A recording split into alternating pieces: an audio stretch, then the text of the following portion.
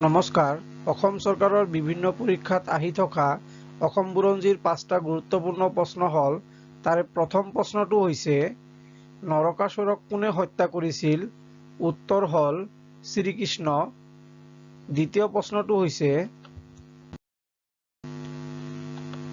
নৰকাসুৰৰ সেনাপতি মুৰাক কোনে হত্যা কৰিছিল? উত্তৰ হ'ল শ্ৰীকৃষ্ণ।